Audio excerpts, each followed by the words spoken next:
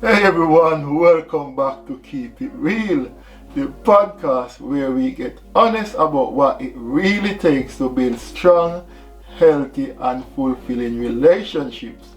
I'm your host Owin and you are listening to episode 4 in our series The Truth About Relationships. Today we are diving into a topic that gets a lot of attention but not, nearly enough clarity. Emotional intimacy versus physical intimacy. We tend to confuse the two or prioritize one over the other, but understanding the difference and how they work together is a game changer.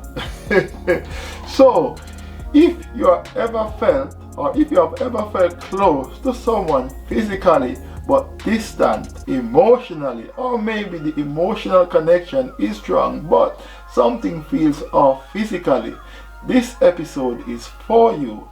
Let's unpack what real intimacy looks like. Let's start with this. Intimacy is not just about sex. Intimacy is about closeness, about connection, about vulnerability. It's about being seen, it's about, being known and accepted on multiple levels. Here's the breakdown. Physical intimacy involves touch, closeness, sexual expression. It's important. It helps to bond us physically and can be a powerful way to show love. Emotional intimacy is about feeling safe, to share your inner world, your fears, your dreams, your insecurities, your values. It's the kind of connection where silence isn't awkward, it's comforting. And here's the key: you can have physical intimacy without emotional intimacy. That's what often leads to feeling lonely even in, a physically close relationship. You can also have emotional intimacy without physical connection, which is common in long distance relationships or friendships with deep vulnerability. But for romantic relationships to really thrive, you want both. Let's talk about what we get wrong when it comes to intimacy.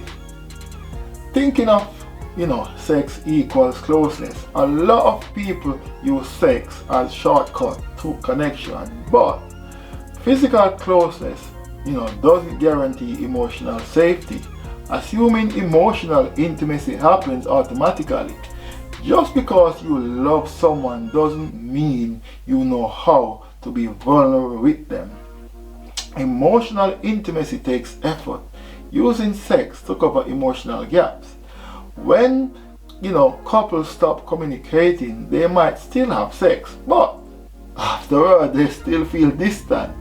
That's a sign something deeper needs some attention. Equating physical affection with love.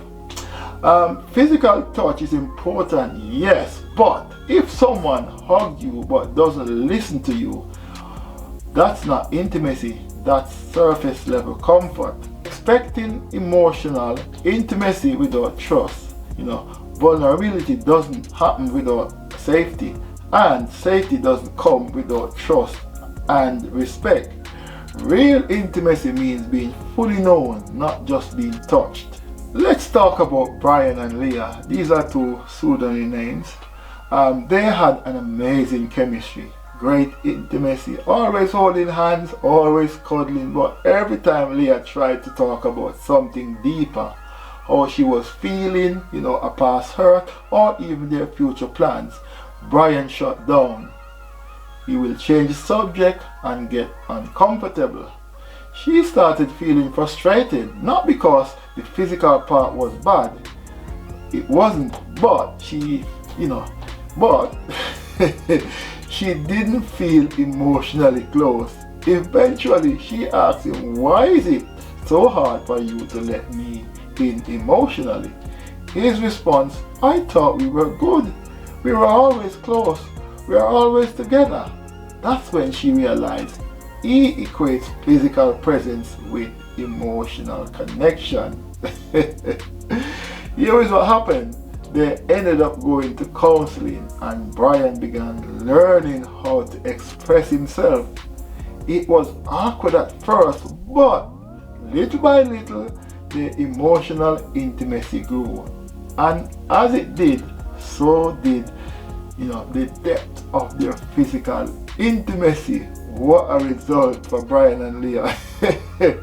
Here are a few ways to deepen emotional and physical intimacy in your relationship. Why not ask deeper questions? Go beyond how was your day? Try what's been on your mind lately, or what's something you are afraid to tell me. Make space for emotional check-ins, maybe once a week, for each other.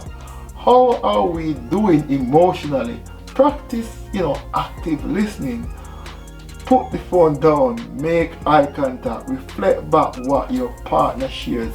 Slow down, physical connection. Sometimes slowing down, pausing to talk, laugh, or just hold each other, builds more trust than rushing into, physical intimacy.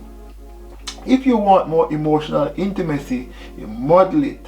Share something real about yourself. Emotional safety invites emotional honesty. Remember, intimacy is built, not assumed. What a topic. Thanks for joining me on today's episode of Keep It Real. If you take one thing from this conversation, let it be this.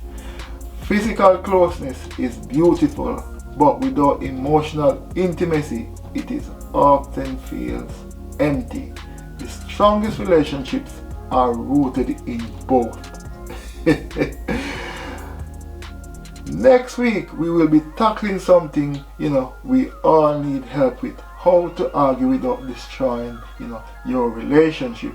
It's going to be a good one. If today's episode resonates with you, share it with someone, with a friend, and subscribe or leave a positive feedback.